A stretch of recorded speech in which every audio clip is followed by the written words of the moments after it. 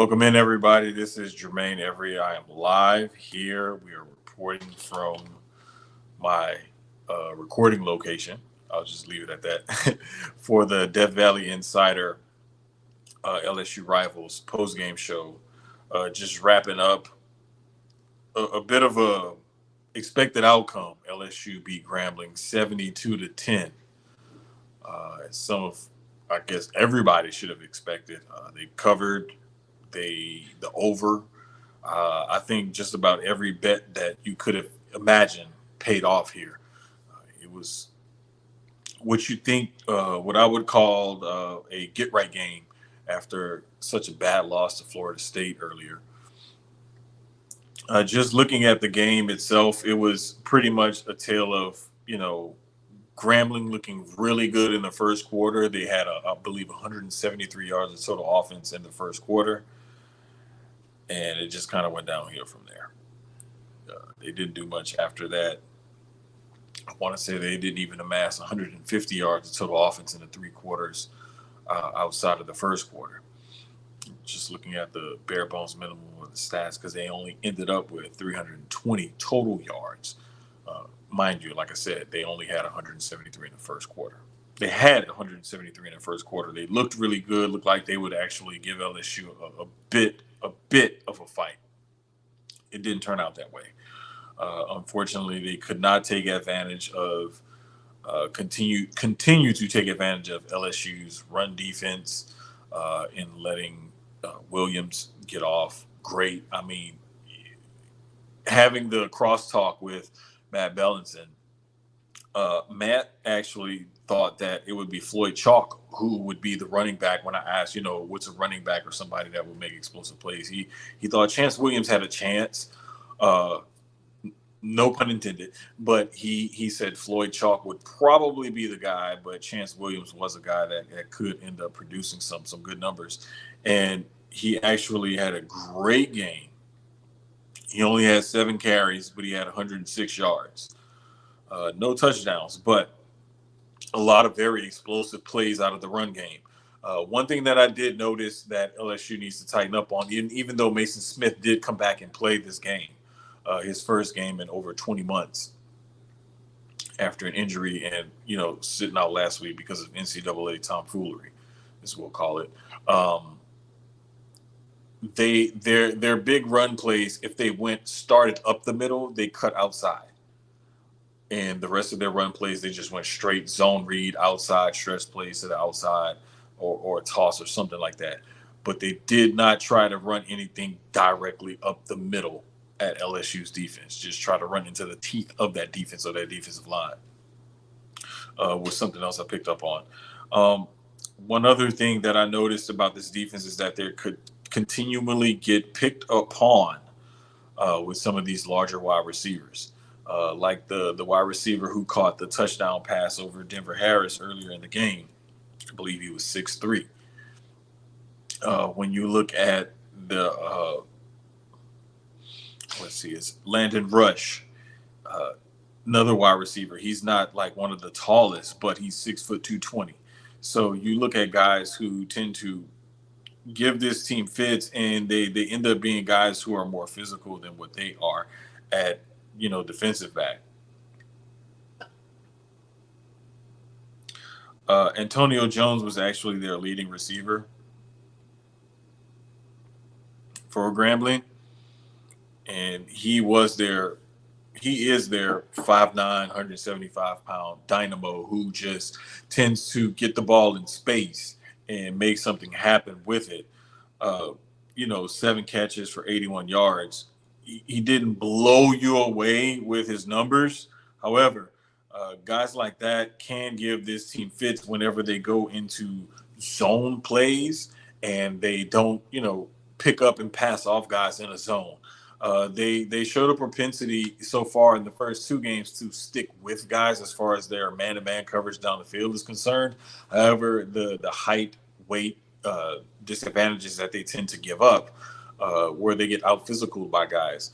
There was a play in the first quarter, I believe it was, where Crawley threw a back shoulder throw, and the guy just, jump stop, turned, got his body around. Zay Alexander was right there in his hip pocket.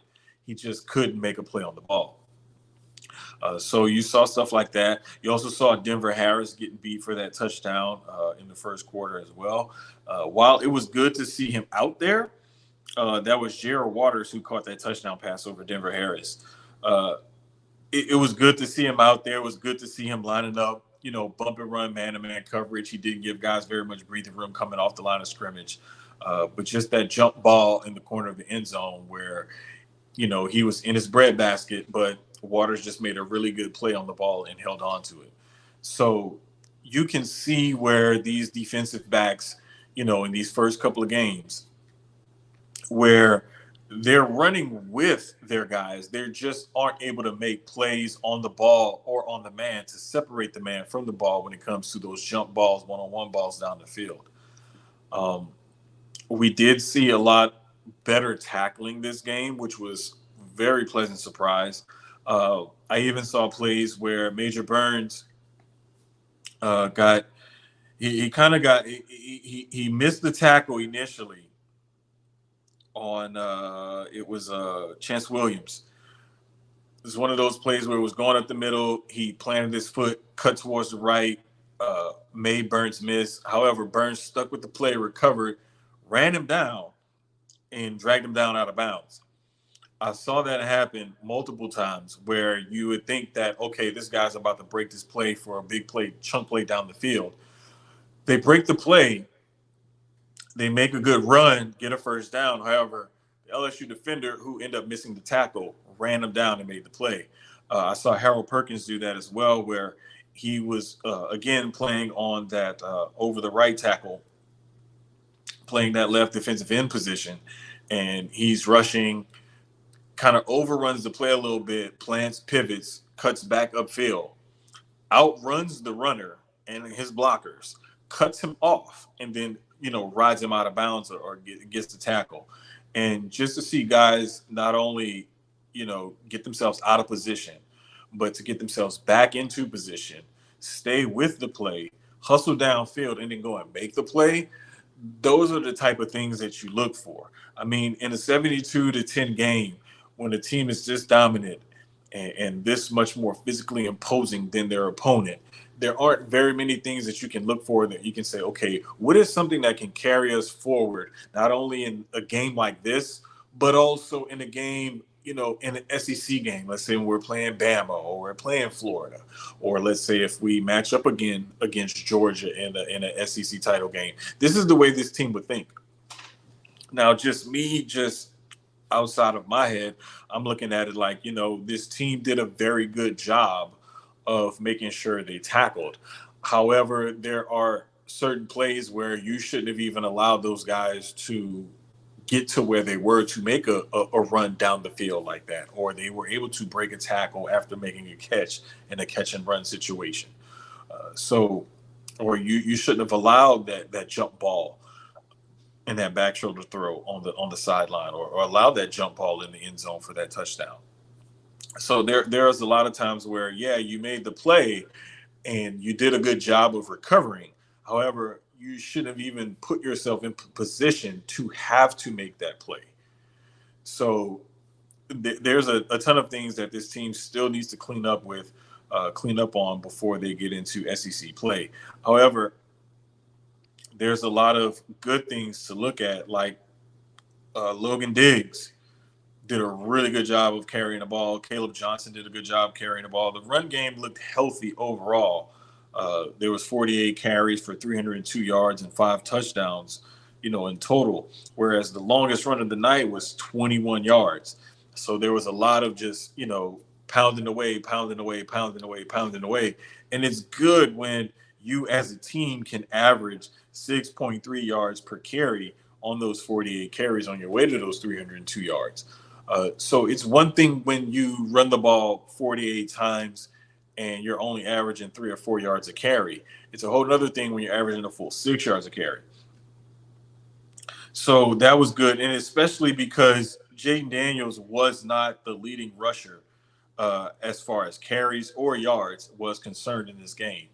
And that's been something that I've been keeping my eye on, because the last thing I want is for the starting quarterback, the guy who was the second leading odds to win the Heisman, betting favorite this year to win the Heisman, is to get worn out because he's having to carry the load, with his arm and with his legs.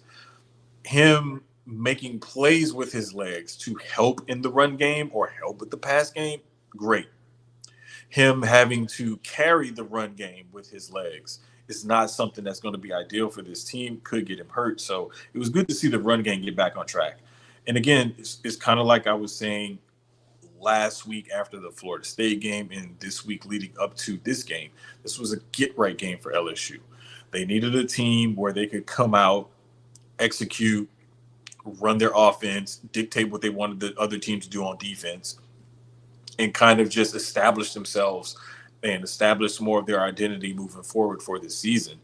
So when you get a team where you can, pretty much rest everybody in the second half, play your backups and whatnot, and get a bunch of guys some playing time, it's a game that, that's what you're kind of looking for when you play a team that has less talent than you do going into a game. So one of the other things that I noticed about this game was whenever LSU would line up Harold Perkins Jr. On that left end over that right tackle, and there was Mason Smith right next to him, Grambling almost knew, hey, on that side, we need to make sure we roll the quarterback out to the opposite side. They would roll him out to the other side, and Perkins was still just blowing by the right tackle like he wasn't even there. It was like a turnstile. He was just, snapping through. It made it even easier for him when you have Mason Smith lined up on that side. So it's like, even if you double team one of these guys, the other guy's clearly going to break through. And if you're hoping to run away from them, you're running to the shorter side of the field now. Plus, you got, other top-notch athletes on that side of the field that's just going to collapse the pocket. And it just started to make things difficult. But I loved the idea of them putting, hey, this is our best defensive tackle. Harold Perkins Jr. is probably our best defender, arguably overall. So let's put him on the edge, put him next to Mason Smith, and just pin your ears back, go after the quarterback. I really love seeing that because it truly kind of overloads that one side of the other team's offensive line. And whenever you overload a team's offensive line, you make them make a decision.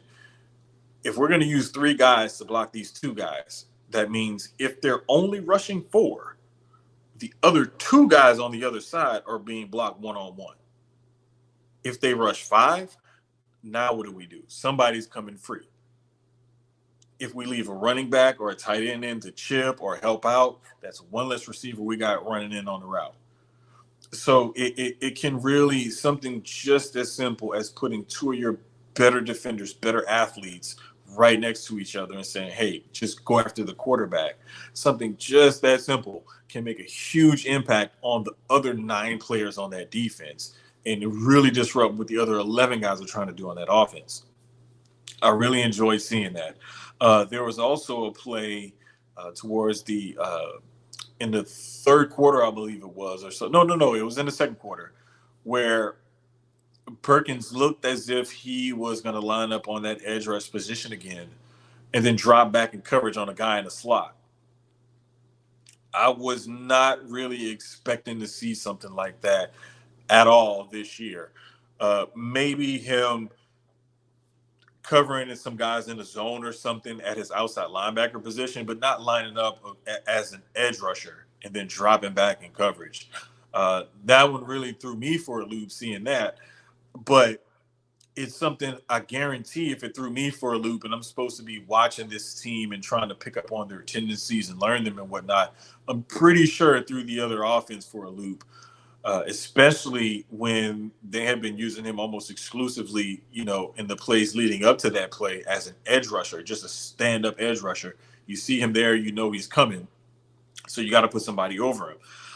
But to see him come from that position, drop back into coverage.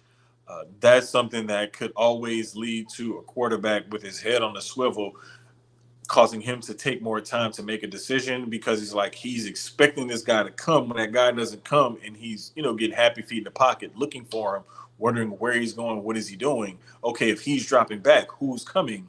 By the time he processes all of that, it could be too late for him. You could also have guys like Jacoby and Guillory and Jordan Jefferson, along with Mason Smith, a combination of those guys, or Wingo coming up that middle, compressing the pocket, which happened a lot. And it started to greatly disrupt that Grambling passing attack, and it kind of shut everything down from there. Again, the bulk of those yards, more than half of their total yards, came in the first quarter. After that, LSU pretty much shut everything down that they were trying to do. The run game got Grambling going and kind of held him in there a bit, but it didn't really do as much as everyone thought it would or thought it could. There were a lot of times where I saw LSU get their confidence and their swagger back. There were times on offense and on defense. Specifically, there was a play where I want to say it was Greg Burns. He made a huge hit on a Grambling guy, and he kind of looked at the side. I'm sorry, Major Burns. I think it was Major Burns. He made a hit. No. I'm sorry. It was Greg Brooks. It was definitely Greg Brooks. He made a hit, and he looked towards the sideline, and he was kind of forcefully pounding his fist and pointing and just kind of getting demonstrative. And that was something that you didn't see last week. And that was something from the safeties that, as some of the top guys on this defense, and especially on that back end, you were looking for. And to see Greg Brooks make that play, as well as that play, like I spoke about, where Major Burns, where he missed the tackle, recovered, ran down the field, and then made the play. Just seeing that from those two guys in particular, as far as the DBs are concerned, with the kind of trouble that they've had, earlier on this game and the whole entire Florida State game covering down the field, just to see them bounce back and have this type of game today was very exciting. Now, if the front four can build up their pass rush and kind of break down the pocket a little bit better, get Mason Smith more involved and get his snap count going up and getting the rotation of those guys at defensive tackle going, and, keep putting Harold Perkins Jr. coming off that edge, screaming off that edge, and seeing what everyone else can contribute along that defensive front. It makes things easier for those linebackers to cover underneath, and those corners don't have to cover as long, which means those safeties can keep everything in front of them. And it's just a snowball effect. You build upon one thing after the next, especially when you're building upon one level after the next level after the next level. So it was really good to see these guys come together and play with a lot of confidence, get their swagger back up. Because going into future games, it's not going to be easy when you're looking at what the SEC is going to throw at you. So having that rough game against Florida State, get right game against Grambling. Next Saturday, there's an early game at Mississippi State. So you're going to Mississippi State, early game next Saturday. This team is used to playing night games. That could throw you off. But there shouldn't be any trouble with playing Mississippi State. The biggest thing that I'm going to look at next week is going to be the pass game, because Mississippi State is going to want to come out and throw the ball, 40, 50 times next game.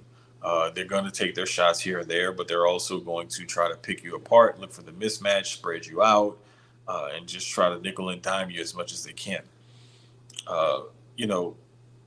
They may take their shots here and there, but that offense is predicated on using the short pass game as an extension of their run game, spreading you out from sideline to sideline and trying to find the mismatch somewhere in between those two sidelines.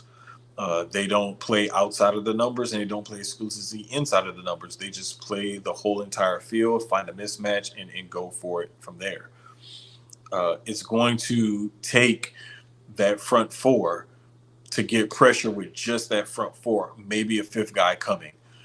Outside of that, I don't see Mississippi State really giving LSU that much trouble next week. They may present a problem, but they have to be careful. From there, it's Arkansas, Ole Miss, so on and so forth. So again, like I said, a game like this was good because not only did the guys who are going to be on the forefront of the rest of this season playing, did they have a get right game and put up a ton of numbers, got a bunch of reps, but you also got some guys who are going to be at the forefront of next man up should anyone get hurt or there have any depth issues for any other reasons coming down the line in the middle of the season when you need to get guys rotated in and out, guys are tired, hurt, need to play limited snaps, what have you. Getting all of these guys experience was great. It was really good to see Garrett Nussmeier have the type of game that he had this game. I wanted to make sure that, the guy who's going to be Jay Daniels' primary backup is going to come in and have a game where you feel confident if this guy takes over for whatever reason, for however long, can he run the ship? And the answer is yes. Garrett Nussmeier looked comfortable. He's been, at this school for a number of years. He's been in the offense the same time as everyone else has been. However, by him being a veteran and being at the school, knowing the facilities, so on and so forth, that does give him a slight bit of an advantage over everyone else. But he's almost like a consummate professional, as a collegiate athlete. He carries himself as such because he knows his role on this team and he accepts and plays that role willingly and plays it well. He was only 4 out of 6 for 48 yards. However, just watching him show command and take control of the offense where he's out there, telling guys where to go, calling out plays, calling out adjustments, and he's looking to the sideline and he's making the right calls and plays and whatnot. Just seeing him operate out there gives you the confidence that, should worst case scenario happen with Jaden Daniels, whatever that may be, God forbid, this team should be okay under Garrett Nussmeier's leadership. And Ricky Collins came in, the true freshman. The only thing I can say about that kid is he's electric. The ball in his hands, it just feels like it could be a big play at any moment. Whether or not he's going to take off and run and, juke guys out of their shoes and take it to the house, or he's going to scramble around, find somebody open, launch the ball down the field and make a big play. It just feels like he has that big play ability. So if he should ever happen to get in the game on certain type of plays, I have full faith and confidence that he's going to make something happen. Seeing Logan Diggs come in and do what he did was great. Caleb Jackson, again, in the run game was great. Josh Williams was great. But, again, back-to-back weeks where Brian Thomas Jr. and Kyron Lacey have kind of shown themselves as, hey, it's not just Malik Neighbors and the rest of those guys. There are others out there that can do things on this offense as far as receiving is concerned as well. Chris Hilton Jr. showed off his, sub 4.3 speed when he caught that 47-yarder to open up things.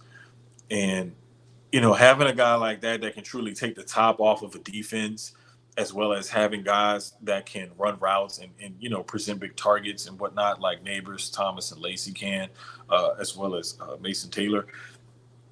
When you have a guy like a Chris Hilton Jr. who has that kind of speed in pads, not just track speed, 40 speed or whatever, he has, functional football, blow by you, take the top off the defense type of speed in pads.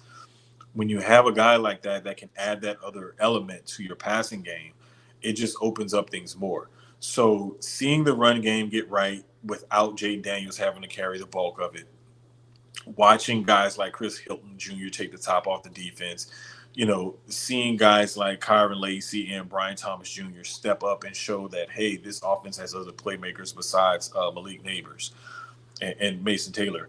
Just seeing other guys step up, get reps, and show out.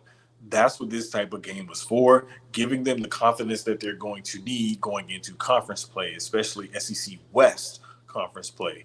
Uh, because, to everyone's sort of surprise, uh, well, it was a surprise. It was a huge upset, but Texas was able to beat Alabama at Bama today. So this really opens things up in the SEC West because instead of LSU going into SEC play, especially SEC West play, having a non-conference loss to a top 10 team, so a quote-unquote good loss on their record, now they'll go into conference play as one of two teams with a non-conference loss, to a ranked team. Uh, However, LSU lost their game to at that time, the eighth ranked team at a neutral site, because it was in Orlando. Uh, Alabama happened to lose to the 11th ranked Texas Longhorns at home, which is the first time that I believe Alabama has been beaten at home since the LSU national championship team beat them at home that year. So this kind of opens things up for this team. It puts them back in the driver's seat, and it re-emphasizes that Alabama game, because instead of them needing that game in order to gain control over the SEC West and kind of put themselves back into position of winning this division and kind of showing the college football committee that, hey, even if they get to the SEC title game and lose again, maybe they should be considered. They have one loss on their record, maybe two, so on and so forth. That kind of reinvigorates things, in my opinion, as far as the LSU Alabama game is concerned, because now both of these teams have non-conference losses to pretty highly ranked teams, and it kind of puts them back on equal footing. So the winner of that game is pretty much going to control the SEC West, because I don't see Auburn giving anyone any trouble. I don't see Mississippi State giving anyone any trouble. Maybe Ole Miss might give someone some trouble or something like that. Maybe a SEC East team could come in and sneak a game here or there from one of these two teams. But just looking at LSU's SEC opponents for the rest of the year, and then A&M had a loss today where they got beat up by Miami, and Miami is on the come up. Whereas, LSU and Alabama are already, up there. So just looking at this SEC West race, this loss today by Bama kind of, pulls them back to the pack, and they don't get to run away with it and look as if they're very scary this year. It's almost like that scene in Rocky IV where Drago gets cut, and they tell Rocky, look, he's bleeding, he's human.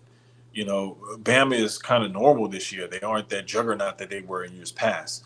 So it's not like no one has to be scared of them or anything like that. Plus, LSU beat them last year. So why would they go into that game scared or anything like that? So just looking at this race again, I see this as, another notch almost in LSU's belt this year, that they lost to a team who, in all appearances, judging by what Clemson did last week as well, they lost to a team who could be, the ACC's representative for the college football playoff. If LSU can do anything to get themselves to the SEC title game, they'll be in really good position. And even though Georgia is back-to-back defending national championships, they got a new trigger man under center. Who's to say that he can do the same things that were able to be done before? I, feel confident that Georgia team is still very talented, but you constantly lose that much talent over and over and over, and you have a new quarterback starting under center. You're not always going to get the same exact results. You may get similar results, but I don't think that they're going to just run over everyone this year like they did the last couple of years. Alabama looked vulnerable today. LSU was shown to be vulnerable last week against Florida State. But when you look at some of these teams, does anyone think that from what happened between last week and combined with what happened this week, that anyone is showing something that they are going to prevent themselves from being a contender or being seriously considered as a contender, as the season goes on. I would say, if anything, LSU was missing some key guys that could have helped last week, like a Denver Harris, like a Mason Smith, some of their running back depth, like Logan Diggs. So I just think that, this team has a chance to take control of this division. They got to get the passing game on defense. They have to do a better job of defending the pass. I think the run defense is going to look better. Um, but just defending the pass, they have to get after the quarterback better. And they're going to have to defend those jump balls down the field to those bigger, more physical wide receivers better. As far as the offense is concerned, it was good to see the run game do what it did today. Hopefully, that can continue to be the case moving forward, because the more they establish the run, the more those play action passes, especially those RPO run pass option plays, those are a lot more effective with a quarterback like Jay Daniels when the actual run part of it is more of a threat by the running back as opposed to the quarterback. So this team has a lot to work on, but playing a road game, an early road game in an SEC West opponent that's going to give you some matchup problems because of the way they like to play the football, the way they like to play. Uh, Next week against Mississippi State is going to be good. Following that, they're going to play an Arkansas team in Baton Rouge, Arkansas is always going to play them hard, and it's always a sort of a rivalry game, even though LSU pretty much owns them. Um, it's just going to be good to see the way this team comes together in the next couple of weeks to see what they can do to prepare themselves, because that September 30th game at Ole Miss is going to be their first real, I think, test of the season after that Florida State loss. I think they should be able to beat Mississippi State and Arkansas, but that Ole Miss game is the one that I'm really eyeballing, as that's going to kind of set the tone for how their season is going to go. If they win that game and how they win that game is going to speak a lot for how the rest of their season could potentially go. They then follow that up with another road game at Missouri, which, having to travel kind of north early October isn't in Midwest isn't bad. It could always be worse. Then they have Auburn, an Army game, an off week, and then Bama. And that Army game with the off week, then Bama, I'm kind of nervous about that little stretch, because I don't really like the idea of having a quote unquote cupcake and then a week off and then Alabama. But Army is going to present a different set of issues because they like to run a different type of offense. And so that type of offense and that triple option and whatnot, and then having an off week and then, trying to prepare for Bama, that's going to be kind of weird because you're going to go from one extreme to another. So this season is going to continue to roll on. I expect LSU to continue to pile up the wins. I expect this game to be a catalyst moving forward of this team finally getting right. And I fully expect to see them, continue to expand upon what they're doing. In each game, we expect to see things, more developed, executed better, and just an overall better performance out of this team. The more they get some of these guys back from injuries, suspensions, violations, whatever, what have you, as long as they continue to add to their depth and continue to build upon what they're doing every week, I think we'll see this team continue to get better and better and fully live up to its potential. It's almost like a basketball team that comes out and scores, maybe 18 points in the first quarter. You look up at the end of the game and they're winning the game, 107-92, blowing the other team out. They may have started a little slow, but they picked up their intensity, they picked up their momentum, and they kept it going. I fully expect this LSU team to do that this season. Let's hope that this is the end of their 18-point, first quarter, and we can look forward to them scoring almost 100 points in the last three quarters of the season. With that being said, ladies and gentlemen, I'm Jermaine Every of Death Valley Insider, and this will wrap up our Grambling post game coverage live.